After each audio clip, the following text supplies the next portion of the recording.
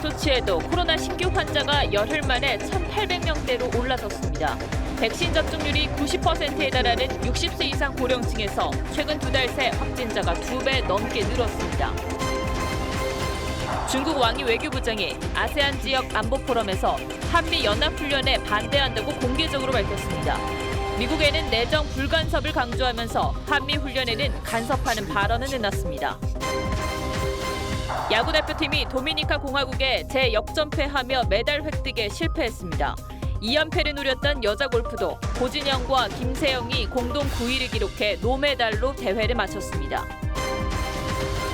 다 먹은 음식에서 이물질이 나왔다며 손님이 음식값을 지불하지 않았는데 해당 손님이 일부러 넣은 장면이 포착돼 식당 업주가 경찰에 수사를 의뢰했습니다.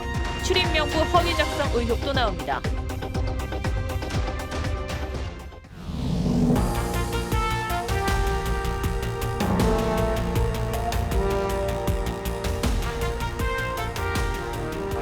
시청자 여러분 안녕하십니까? 뉴스7의 김명우입니다.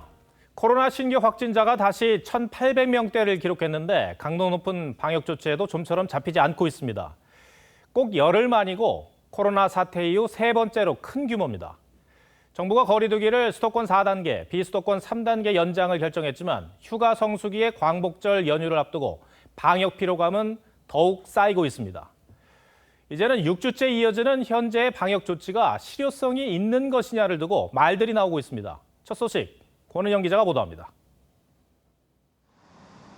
서울 노량진 수산시장. 지난 3일 종사자 1명이 확진된 후 상인과 가족 등이 추가로 확진돼 나흘간 확진자는 23명으로 늘었습니다. 지난 4월 말 19명 집단 감염 후 3개월여 만입니다. 수도권에선 실내 체육시설과 노래방, 음식점 등 다중 이용시설을 중심으로 집단 감염이 이어지고 있습니다. 정부가 굵고 짧게 적용하겠다던 4단계를 2번 연장해 6주 연속 시행을 결정했지만 5주차를 앞두고 확실한 감소세는 나타나지 않고 있습니다. 델타 변이 등의 빠른 전파력으로 인해서 이 효과가 크게 많이 나타나서 확실하게 감소세로 지금 진입하지 못하고 오히려 전국의 골프장과 주점, 교회 등 전방위로 확산되고 있습니다. 장기적인 대안과 함께 방역 강화가 필요하다는 지적이 나옵니다. 이번에 2주 연장을 한 상태에서 더 이상 효과가 나타나지 않는다면 델타 변이를 고려한 새로운 방역 체계를 만들어야 된다고 생각합니다. 종교시설 방역 완화를 두고 일부에선 형평성 논란도 제기됩니다. 다음 주부턴 정원의 10%까지 최대 99명이 모여 대면 예배를 진행할 수 있습니다. TV조선 권은영입니다. 백신 접종률이 90%에 달하는 고령층에서 지난 2달 새 확진자가 2배 이상 늘었습니다. 시간이 지나면서 백신 효과가 떨어졌다는 추측이 가능할 겁니다. 그만큼 국내에서도 추가 접종을 의미하는 부스터샷 필요성이 갈수록 커지고 있습니다. 그러나 현실은 답답합니다. 50세 미만엔 접종을 시작도 못해 갈 길이 먼 상황입니다. 황병준 기자가 보도합니다. 지난 4월 시작된 고령층 백신 접종. 60세 이상 10명 가운데 9명이 백신을 한 번 이상 맞았습니다. 하지만 지난 6월을 기점으로 확진자가 늘기 시작해 2달 새 2배 이상 늘었습니다. 비중이 높지 않은 거지 절대수로 보면은 백신 접종 전보다 이미 고령층 감염자가 전보다 더 많아진 상황이고요. 접종한 지 최대 4개월이 지나 백신 효과가 떨어지기 시작한 것으로 추정할 수 있습니다. 때문에 접종 완료 뒤 한 번 더 맞는 부스터샷의 필요성이 커지고 있지만 부스터샷 백신으로 유력하게 꼽히는 노바백스의 미국 승인이 4분기로 밀리면서 사실상 올해는 맞지 못할 수 있다는 전망이 나옵니다. 미국 FDA나 EMA 이런 데서 허가 안 된 거를 사용한다는 것은 상당히 큰 모험인 것이고 다음 주부터는 18에서 49세 1,621만 명의 접종 예약이 시작됩니다. 생일 끝자리와 같은 날 오후 8시부터 가능합니다. 문재인 대통령은 예약 장애가 재발하지 않도록 민간 기업 도움을 받아서라도 10부제 예약 상황을 검토하라고 당부했습니다. TV조선 황병준입니다. 모두가 힘들지만 그래도 방역 지침을 지키며 버티고 있는데 꼭 이런 사람이 있습니다. 한 공원에서 단속 공무원이 50대 남성에게 마스크 착용을 요구했는데 오히려 흉기로 위협을 한 겁니다. 경찰과 추격전까지 벌인 이 남성은 경찰관에게도 흉기를 휘두르다 테이저건을 맞고서야 난동을 멈췄습니다. 배상윤 기자입니다. 광명 시민체육공원입니다. 어제 새벽 6시쯤 이곳에서 54살 A씨가 마스크 착용을 요구하던 단속 공무원 3명을 흉기로 위협했습니다. 마스크 안 하고 운동한다 이런 내용들이 좀 있어가지고 그냥 새벽에 이제 오셔가지고 나가셔서 단속을 좀 하신 거예요. 다행히 다친 사람은 없었습니다. A씨는 이 공원에서 흉기 난동을 부린 뒤 자신의 차를 타고 그대로 달아났습니다. 출동한 경찰이 3km 넘게 추격해 차를 멈춰 세웠지만 A씨는 경찰관에게도 흉기를 휘두르며 강하게 저항했습니다. 경찰은 결국 테이저건을 쏴 A씨를 제압했습니다. 가서 이제 내리라고 하차 요구하니까 내리지 않고 나중에 내리면서 막 흉기 꺼내고 또 그렇게 해서 테이저건 발사해가지고 이렇게 간 거야. 경찰 조사 결과 A씨는 당시 술에 취하거나 약물을 복용하진 않았습니다. A씨는 경찰 조사에서 마스크를 착용하라는 말에 화가 나 흉기를 휘둘렀다고 진술했습니다. 경찰은 오늘 특수협박과 특수폭행 등의 혐의로 A씨를 구속했습니다. TV조선 배상윤입니다. 미국에선 유명한 오토바이 축제가 시작됐는데 열흘간 70만 명 참석이 예상돼 코로나 확산에 비상이 걸렸습니다. 여기에 미 정부는 델타 변이 확산세에 병상까지 모자라자 백신 접종도 반드시 의무적으로 하도록 했습니다. 이유진 기자가 보도합니다. 길가에 오토바이 행렬이 이어집니다. 실내는 노마스크에 거리두기도 없이 춤을 추고 술을 마시는 사람들로 북적입니다. 코로나19 백신을 맞지 않은 사람도 다수입니다. And I ain't going to either. I've never gotten a flu shot. The last vaccine I got, I was probably 5 years old. 미 전역 오토바이 애호가들이 집결하는 축제. 지난해 미 CDC가 코로나를 전국으로 퍼뜨리는 행사였다는 보고서까지 냈지만 올해도 열렸습니다. 열흘간 70만 명이 찾을 것으로 예상돼 바이러스 확산 우려가 큽니다. 미국 인구 3억 3천만 명 가운데 절반이 접종을 마쳤지만 델타 변이의 신규 확진이 하루 15만 명을 웃돕니다. 생후 11개월 아기가 원정 입원을 갈 정도로 병상 부족도 심각합니다. A transfer request to a facility with a higher level of care for pediatric patients, and we were unable to identify a facility in Houston. 결국 백신 정책을 당근에서 채찍으로 전환했습니다. This is a pandemic of the unvaccinated. 연방 공무원과 군인은 의무 접종을 해야 합니다. 캘리포니아주 보건의료 인력은 다음 달까지 접종을 마쳐야 합니다. 이 같은 움직임은 기업도 마찬가지입니다. 유나이티드 항공은 의무 접종을 도입했고 CNN은 접종을 안 한 직원 3명을 해고했습니다. TV조선 이유진입니다. 중국 왕이 외교부장이 화상으로 열린 아세안 지역 안보 포럼에서 한미 연합훈련을 중단해야 한다며 사실상 내정 간섭성 발언을 해 논란입니다. 이 발언 직전엔 인권 탄압을 중단하라는 미국을 향해 내정 간섭하지 말라고 해놓고 우리의 방어 훈련을 문제 삼은 겁니다. 미중 갈등이 북한 문제 해결에 복병이 될 수도 있다는 상황으로 번지는 분위기입니다. 윤동빈 기자가 보도합니다. 어젯밤 화상회의로 개최된 아세안 지역 안보 포럼 외교장관회의.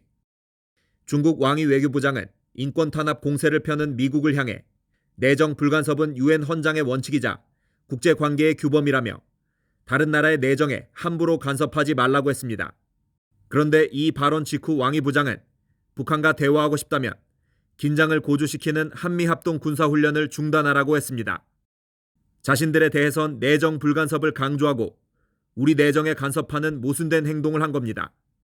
한미연합훈련은 북한의 핵 공격을 방어하고 공격 원점인 북한까지만 반격하는 훈련입니다.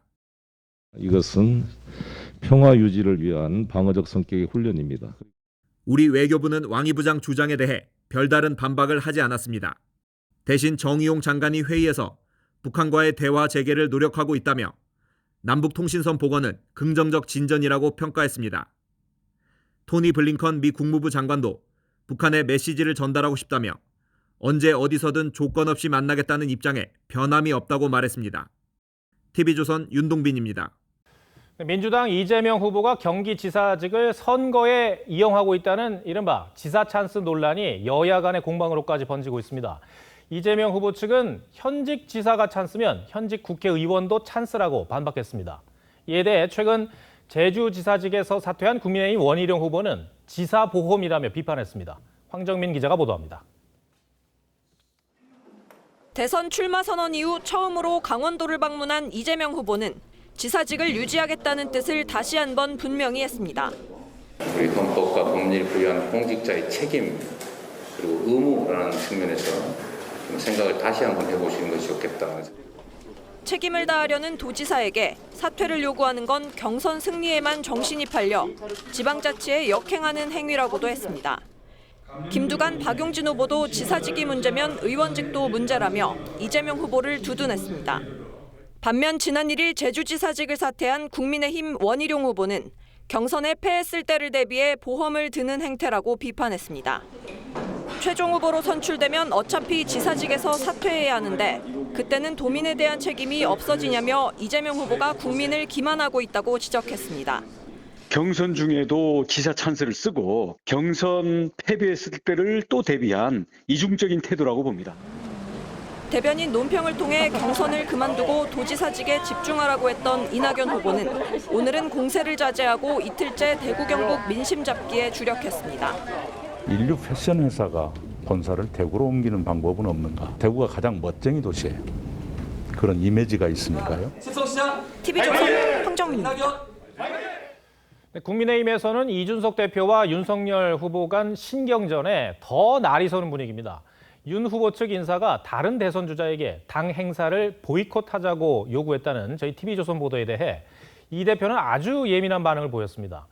윤 캠프는 그런 요구를 한 적이 없다고 했지만 이 대표는 이미 사실관계를 확인했다면서 갈수록 태산이라고 했습니다. 최재형 후보는 오늘 월성 원전을 찾아 문재인 대통령의 입장을 요구했습니다. 이태희 기자입니다. 지난 4일과 5일 당 공식 행사에 잇따라 불참한 윤석열 후보. 윤 후보 측 핵심 인사가 다른 주자에게 동반 보이콧을 요구했다는 TV조선 보도에 대해선 캠프에서 보이콧을 요구한 적이 없다는 입장을 냈습니다. 취재 결과 보이콧을 요구한 핵심 인사는 친윤석열계 핵심으로 분류되는 중진 의원으로 아직 캠프에서 정식 직함을 갖고 있지 않습니다. 이준석 대표는 갈수록 태산이라며 사실 이미 확인했는데 더 해보겠다고 했습니다. 이 대표를 향한 윤 후보 측 불만도 고조되고 있습니다. 특히 후보 검증단장에 과거 인사청문회에서 윤석열 저격수로 불렸던 김진태 의원을 앉히는 것을 두고 강하게 반발하고 있습니다. 그 검증단이 과연 무슨 큰 역할을 하겠느냐. 당 지도부가 후보들의 의견을 듣지도 않고 이렇게 독단적으로 결정하죠. 윤 후보를 돌고래, 다른 후보를 멸치에 비유했던 윤 후보 측 정진석 의원 발언도 논란이 가열되고 있습니다. 홍준표 후보는 경악을 금치 못할 비유라고 했고 윤희숙 후보는 고래나 멸치, 누가 먼저 태평양을 건널지 어찌 알겠냐고 했습니다. 최재형 후보도 불편하다는 반응을 보였습니다. 돌고래인지 멸치인지는 나중에 보면 알겠죠. 최 후보는 문재인 정부와 대립각을 세운 계기가 됐던 월성 원전을 찾아 경제성 평가 조작과 관련한 문 대통령 입장을 요구했습니다. TV조선 이태희입니다. 오늘은 절기상 가을의 시작을 알리는 입추입니다. 하지만 무색하게도 전국 대부분 지역에는 폭염특보가 내려졌습니다. 한 달 넘게 이어지고 있는 열대야는 오늘 밤에도 계속될 전망입니다. 한지은 기자입니다. 아스팔트 위 아지랑이가 피어오릅니다. 시민들은 내리쬐는 햇빛을 피하기 위해 모자를 쓰거나 양산을 든 채 발걸음을 재촉합니다. 뜨거운 열기를 피해 친구, 연인, 가족과 함께 남산을 찾은 시민들도 보였습니다. 주말이어서 가족 나들이 나오려고 나왔어요. 바람 불어서 지금 나가자 이제 나가자 해서 올여름 처음 나왔거든요. 남산 정상의 나무 그늘 아래지만 오후 3시 30분 현재 온도계에 표시된 기온은 32도에 가깝습니다. 절기상 가을의 시작인 오늘 경남 의령 37.5도, 진주 37.1도를 기록하는 등 전국 대부분 지역에서 30도를 웃돌며 더운 날씨가 이어졌습니다. 일부 지역에서는 소나기가 내리면서 기온이 일시적으로 내려가기도 했지만 체감온도가 33도가 넘으면서 폭염특보는 유지됐습니다. 오늘 입주인 건 혹시 아셨을까요? 아니요, 날씨 때문에 잘 몰랐어요. 더운 이유 때문에 아직 가을이 오려면 많이 먼 것 같아서. 지난밤까지 제주와 부산, 여수 등에서는 올해 들어 열대야가 한 달 가까이 관측됐고 기상청은 오늘 밤에도 기온이 크게 낮아지지는 않을 것으로 전망했습니다. TV조선 한지은입니다. 어젯밤 고속도로에서 시중 추돌 사고가 발생해 2명이 숨지고 6명이 중경상을 입었습니다. 또 서울의 한 아파트에서는 새벽에 불이 나 주민 11명이 다쳤습니다. 주말 사건 사고 소식은 이승훈 기자가 보도합니다. 달리던 화물 트럭이 멈춰선 승용차를 그대로 들이받습니다. 뒤따르던 자동차들도 줄줄이 연쇄 추돌합니다. 어젯밤 10시 23분쯤 전북 완주군 익산장수 고속도로에서 10중 추돌 사고가 났습니다. 이 사고로 승용차 운전자 49살 A씨 등 2명이 숨지고 6명이 크게 다쳤습니다. 오늘 새벽 2시 53분쯤에는 제주에서 승용차가 옆으로 넘어져 20대 탑승자 1명이 숨지고 3명이 크게 다쳤습니다. 차량 단독 교통사고로 그렇게 해서 이제 들어와가지고 총 4명쯤 해가지고 지금 병원으로 이송했는데 아파트 창문에서 시뻘건 불길과 연기가 뿜어져 나옵니다. 오늘 새벽 2시 45분쯤 서울 노원구의 한 아파트에서 불이 났습니다. 아파트 주민 11명이 중경상을 입었습니다. 살려주세요 하면서 소리가 컸고 제가 나가보니까 이렇게 불이 나가지고 대처했죠. 어제 경기 연천 임진강에서 실종된 70대 낚시객은 오늘 새벽 숨진 채 발견됐습니다. 경남 통영 앞바다에서는 오늘 낚시어선이 침몰했지만 관광객 등 9명은 무사히 구조됐습니다. TV조선 이승훈입니다. 코로나 방역으로 자영업자들의 고충이 심한 상황에서 포항의 한 갈비집에서는 이런 일이 있었습니다.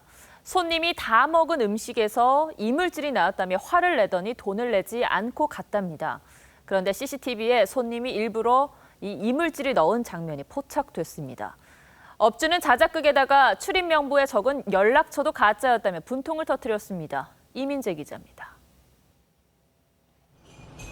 지난 5일 저녁 40대로 보이는 남녀가 포항의 한 식당에 들어섭니다.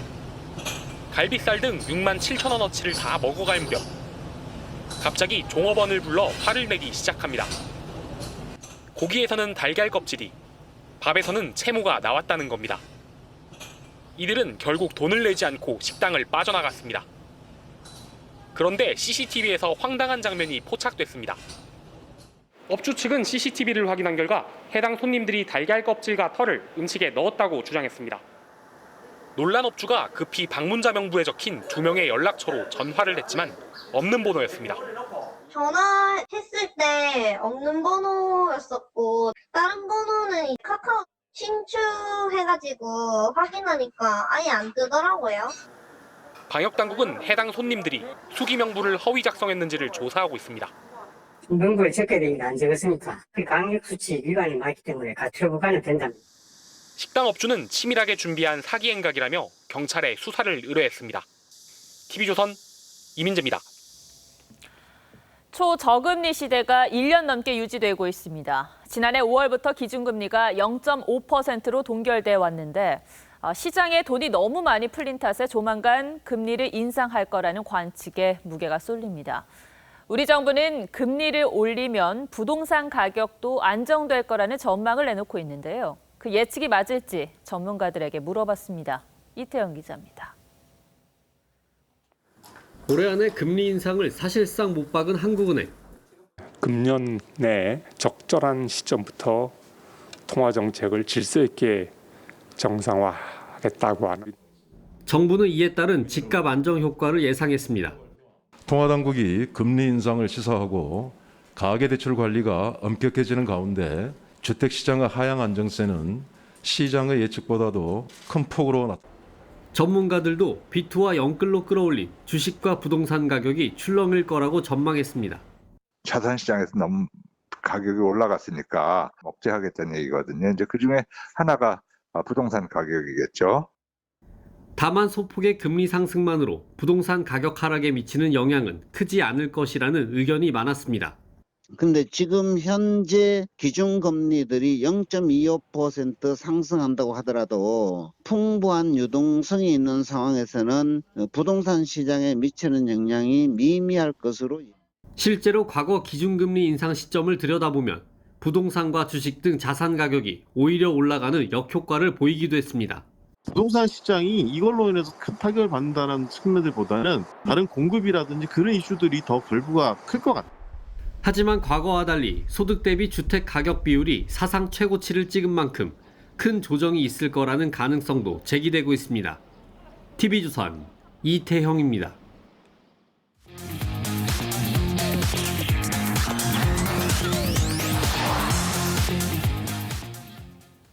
네, 가격이 오른 건 부동산뿐만이 아닙니다. 최근 채소값, 과일값, 기름값까지 치솟고 있습니다. 월급 빼고 다 오른다는 말이 이제는 우스갯소리에 그치지 않는데요. 부동산 급등을 막지 못한 정부가 물가는 잡을 수 있을지 취재우톡에서 김주영 기자와 짚어봤습니다. 기름차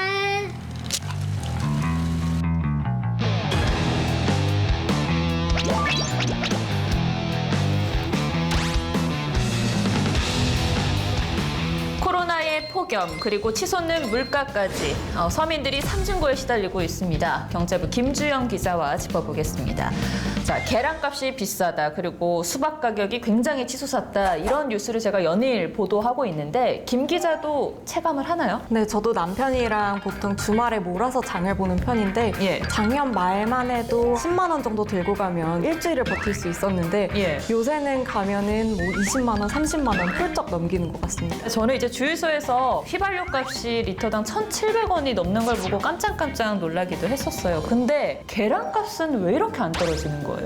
작년 이맘때에는 5,000원대였는데 지금은 한 판에 7,000원이 평균 가격이고 마트에 가보시면 10,000원 넘는 한 판도 있습니다. 근본 원인을 해결해야 하는데 정부가 대책을 내놓은 게 해외에서 2억 개 계란을 수입하겠다. 우리나라 하루 평균 계란 소비량이 4,500만 개인데요. 그렇게 많이 먹어요? 네. 그래서 2억 개를 수입한다고 해도 4.5일분밖에 되지 않는 상황입니다. 근데 이번 물가 발표에서 좀 눈에 띄는 부분이 있었어요. 집세예요. 집세가 1.4% 올랐는데 2017년 이후에 최대로 상승한 겁니다. 올랐다 이야기하는데 실제 통계에서도 이렇게 드러난 겁니다. 자, 이 물가 상승률은 그런데 전년 동기 대비 그러니까 1년 전에 같은 달보다 얼마나 많이 올랐느냐 이 부분을 보는 거잖아요. 근데 지난해 이맘때에는 사실 코로나 때문에 경기가 굉장히 안 좋아서 올해는 물가 상승률이 높게 나올 수 있는 거 아닌가요? 네, 정부도 사실 처음에 그렇게 설명했습니다. 실제로 지난해 4월, 5월, 6월이 계속 물가 상승률이 0%대였습니다. 멈춰 있었기 때문에 물가가 상대적으로 많이 뛴 것처럼 보일 수 있다. 이런 게 정부의 설명이었습니다. 4월, 5월, 6월은 그렇다 치고 7월도 물가 상승률이 이렇게 많이 오를 거라고 예상을 했던 건가요? 작년 7월 같은 경우에는 다시 회복을 했었기 때문에 물가가 안정될 거다 예상을 하고 있었는데 실제로 지금 통계가 나와 보니까 7월에도 2.6%, 그러니까 9년 만에 굉장히 높은 수치로 오르면서 정부 예상이 빗나간 겁니다. 또 이제 정부가 30조 원대 추경을 하반기에 예고하고 있기 때문에 이런 유동성이 추가로 시중에 풀리게 되면 물가 상승 압력을 키울 수 있는 상황입니다. 물가가 굉장히 높아지면 그 부담도 만만치가 않을 텐데 결국에는 생각보다 빨리 금리 인상 카드를 꺼낼 수밖에 없는 그런 상황이 되는 건가요? 금통위라고 해서 금리를 올릴 수 있는 회의를 딱 올해 3번 남기고 있는데요. 강력하게 금리 인상을 해야 된다고 7월에 언급했던 고승범 위원이 이번에 금융위원회 위원장으로 내정이 되면서 금리 인상 스케줄이 좀 더 앞당겨지는 게 아니냐 이런 이야기가 나오고 있습니다. 또 무엇보다도 영끌한 사람들이 걱정이에요. 지금 정부의 고민도 그쪽에 있습니다. 네. 지난달 가계부채 잔액이 700조에 육박하면서 역대 최대로 올라갔습니다. 그리고 거기에 중소기업 대출도 1년 전보다 16% 가까이 늘어나면서 영세 기업들 그리고 자영업자들이 굉장히 타격을 입을 가능성이 큽니다. 자, 그럼 지금의 상황을 한 줄톡으로 정리해보죠. 점검만 하고 수리는 언제 이렇게 하겠습니다. 점검은 하긴 했나요? 네, 홍남기 부총리가 7월 물가 동향이 나오고 나서 바로 마트로 달려가서 시장 점검을 나갔는데요. 올해만 벌써 3번째 나갔던 점검입니다. 3번이나 나갔는데 아직까지도 못 잡은 거네요. 네, 그렇습니다. 근데 사실 밥상 물가뿐만 아니라 부동산값, 또 뭐 전기요금, 거기에 기준금리가 오르게 되면 대출 이자까지 오르는 상황인데 국민들은 좀 정부가 하나라도 잡았으면 하는 간절한 마음이지 않을까 싶습니다. 배달 앱을 이용해 음식을 주문하는 것처럼 이제는 앱을 통해서 변호사를 찾아 사건을 의뢰할 수 있게 됐습니다. 하지만 대한변호사협회는 이 서비스는 사실상 온라인 브로커라며 법률 소비자들에게 피해가 갈 것이라고 반발하고 있습니다. 택시기사들과 플랫폼 기업 타다의 갈등이 재현되는 분위기인데요. 이 쟁점에서 가장 중요하게 생각해야 할 건 법률 도움을 받아야 하는 국민들의 편이겠죠. 오늘의 포커스는 최민식 기자가 법조계 플랫폼 갈등에 맞췄습니다. 혼자 고민 말고 변호사와 얘기하세요. 법조타운으로 불리는 서울 교대역에 붙은 광고판입니다. 변호사와 의뢰인을 연결해주는 법률 서비스 플랫폼인 로톡 광고인데 스마트폰으로 변호사를 찾아볼 수 있어 이용자가 크게 늘었습니다. 지난 7월 월 상담 건수는 2만 2천 건으로 작년에 비해 45%나 늘었죠. 혼자서 해결하기 어려운 법적 사건에 휘말려도 좀 더 쉽게 접근할 수 있지 않을까. 하지만 대한변호사협회 등은 로톡이 불법이라고 주장합니다. 변호사법에서 금지하고 있는 법조 브로커와 다를 게 없다는 겁니다. 정확하게 그 사건을 그러니까 그 사건을 알선하고 있다는 거예요. 변협은 허위 과장 광고도 심각한 상황이라면서 로톡 소속 변호사들에게 징계 엄포도 놨는데 대신 공공법률 플랫폼을 직접 개발하겠다는 입장입니다. 변협의 강경 대응에도 로톡은 2,800명가량의 변호사가 남아있다고 전했습니다. 한 변호사는 로톡을 통해 수년 동안 평판을 쌓아왔는데 탈퇴하라는 건 변호사를 관두라는 것이라며 특히 고객들이 남긴 수천 건의 후기는 생명줄이나 마찬가지라고 하소연했죠. 플랫폼을 없애서 사실 법률 서비스, 국민들의 법률 서비스의 접근성을 저해하는 시대에 역행하는 행위라고 생각을 하고요. 소비자들은 싸고 좋은 서비스를 이용하면 된다는 입장입니다. 서로 경쟁하면서 이제 소비자한테 더 맞는 그런 질 좋은 서비스를 만들어 나가는 게 더 좋지 않을까 생각합니다. 택시기사들의 반발에 사실상 사업을 접은 타다와 달리 변호사협회의 강경 대응을 딛고 로톡은 생존할 수 있을지. 뉴스7 포커스였습니다. 네, 뉴스야 시작합니다. 정치부 이채림 기자 나와 있습니다. 첫 번째 물음표 볼까요? 네, 첫 번째 물음표는 떨어진 윤 지지율 어디로입니다. 어제 갤럽 여론조사를 보니까 윤석열 후보 지지율이 6%포인트 떨어졌더라고요. 연령별, 지역별로 한번 분석을 해볼까요? 네, 윤 후보의 지역별 지지율을 좀 살펴보면요. 한 달 새 서울에서 12%포인트, 충청에서 7%포인트 빠지면서 평균 지지율에 미치지 못했고요. 또 50대와 60대 이상의 지지율은 견고한 편인데 비해 20대와 40대에서는 지지율 한 자릿수를 기록했습니다. 서울과 충청이면 대선에서 캐스팅 보트 역할을 하기 때문에 중요하고요. 그리고 젊은 층 같은 경우는 이제 문재인 정부의 공정 논란 때문에 등을 돌린 측면이 있기 때문에 윤 후보에게는 중요한 유권자들 아니겠습니까? 캠프에서 좀 신경이 쓰이겠어요. 네, 그렇기 때문에 이번 지지율 하락이 좀 뼈아플 것 같습니다. 네. 그동안 하루가 멀다 하고 터지는 설화와 이준석 대표와의 기싸움이 지지율에 영향을 주고 있는 것으로 보입니다. 그럼 이렇게 빠진 지지율이 누구에게로 갔을까요? 네, 지난 조사에서 국민의힘 지지자 가운데 60%가 윤석열 후보를 지지한다고 했는데 네. 이번 조사에서는 그 응답이 51%로 9%포인트 떨어졌습니다. 공교롭게도 최재형 후보는 같은 기간에 국민의힘 지지자 중에서 지난달에는 4%만이 최 후보를 지지한다고 응답했는데 이번 조사에서는 9%포인트 오르면서 두 자릿수를 기록했습니다. 물론 여론조사라는 것이 이제 정확하다고 볼 수는 없겠습니다만 그 추세를 본다면 최재형 후보 쪽으로 갔다는 추정이 가능하겠어요?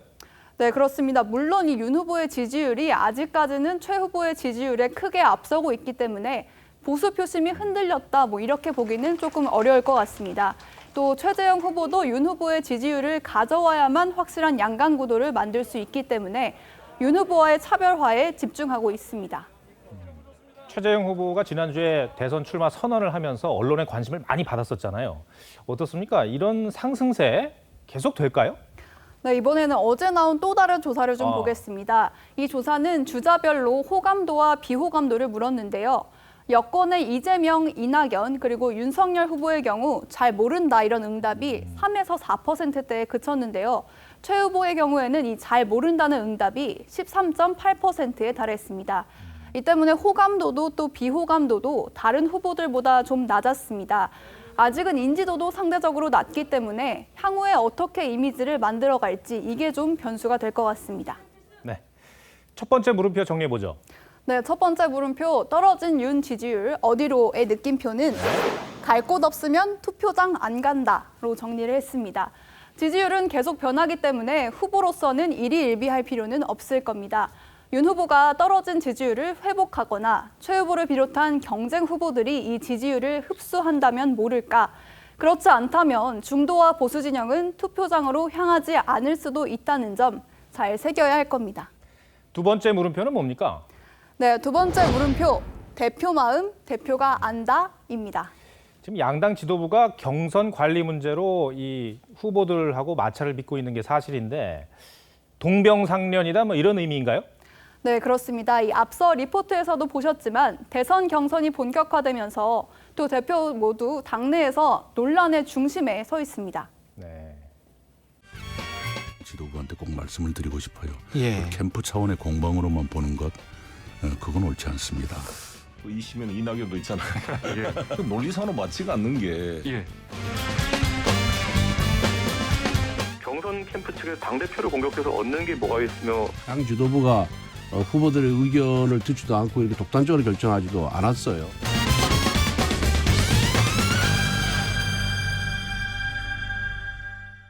이 후보 검증 문제도 대표의 뜻과 선두주자들의 생각이 다르지 않습니까? 맞습니다. 이 민주당에서는 1위 후보죠. 이재명 후보를 제외한 나머지 후보들이 후보 검증단 설치를 요구했지만 지도부가 반대하면서 송영길 대표가 사실상 이재명 후보를 돕고 있다. 이런 이심송심 논란이 일었고요. 네. 이준석 대표도 윤석열 후보와 껄끄러운 김진태 전 의원을 검증단장으로 임명하는 걸 검토하면서 윤 후보 측에 강한 반발을 사고 있습니다. 네, 이 자칫하면 경선 기간 내내 이런 잡음이 계속 불거질 수도 있을 것 같은데 두 대표는 어떻게 대응을 하고 있습니까? 먼저 두 대표의 이야기 직접 들어보시겠습니다. 나도 유권자인데 왜 나를 공격해서 투표에 무슨 도움이 될지 나는 후보들이 생각해야 한다고 봅니다. 알겠습니다. 저도 유권자라는 사실을. 저는 어떤 대선 캠프도 당대표에게 익명 인터뷰로 이런 식으로 이렇게 공격성 발언을 했다는 건 들어보지도 못했습니다. 두 대표 얘기를 들어보니까 상대적으로 송 대표보다는 이준석 대표가 조금 더 마음이 상한 것 같다는 그런 느낌이 드네요. 네, 그렇습니다. 좀 지켜보니까요. 송 네. 대표는 최대한 직접 대응을 자제하면서 논란이 더 커지는 걸 좀 막으려고 한다. 이런 모습이고요. 이 대표는 당내에서 어떤 비판이 나올 때마다 SNS와 인터뷰 등을 통해서 즉각 대응하고 있는 편입니다. 네, 사실 이 당의 경선 전국에서는 후보들이 이렇게 돋보여야 되는데 이렇게 이제 당 대표들이 부각되는 이런 장면도 이례적이긴 해요. 네, 사실 두 대표 모두 좀 비주류에 속하는 편이다 예. 보니까 민주당 친문 일각에서는 이 송 대표를 향해서 자기 정치를 위해서 특정 주자를 밀어주는 거 아니냐 이런 비판이 나오고 있습니다. 또 윤석열 후보 측에서도 이 대표가 대선판에 자기가 주인공이 되려 한다 이렇게 불만을 토로하고 있습니다. 네, 두 번째 물음표도 정리해 볼까요? 네, 두 번째 물음표 대표 마음 대표가 안다의 느낌표는 이심송심 그 이 말고로 정리했습니다. 이재명 후보를 편든다며 이심송심 논란이 일자 송영길 대표는 이 씨는 이낙연도 있다 이렇게 해명했었죠. 당내 비판에 직면하며 여러 가지로 비슷한 고충을 겪고 있을 송영길 대표와 이준석 대표의 마음도 이심송심 통하고 있지 않을까 싶은데요. 당대표의 고충에 대한 공감을 넘어서 국민들의 민생에 공감하며 여야 협치로까지 이어질 수 있길 바라봅니다. 이채림 기자 오늘 설명 잘 들었습니다.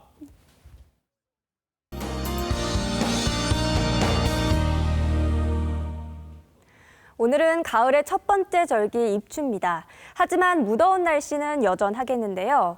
전국 대부분 지역에 폭염경보가 내려진 가운데 내일 한낮 기온은 서울이 34도, 전주는 32도까지 오르겠습니다. 그리고 갑작스런 소나기에도 대비하셔야겠습니다. 전국 어디서든 천둥 번개와 함께 시간당 50mm의 강한 비가 쏟아질 수 있겠는데요. 내일 계획에 참고하시면 좋겠습니다. 우리나라는 9호 태풍 루핏의 간접적인 영향을 받겠습니다. 태풍으로부터 동풍이 강하게 유입되면서 내일 동해안과 남해안에서는 바람이 강하게 불겠고요. 동해안 지역에서는 내일 밤부터 150mm가 넘는 많은 비가 쏟아지겠습니다. 철저히 대비하셔야겠습니다. 해상 날씨는 더욱 좋지 않겠습니다.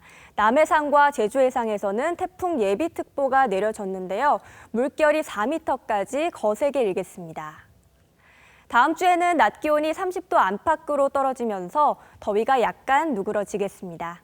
날씨였습니다. 여자 배구 대표팀 주장 김연경 선수는 다리 핏줄이 터져도 점수가 뒤지고 있어도 해보자고 후회하지 말자고 후배들의 다독입니다.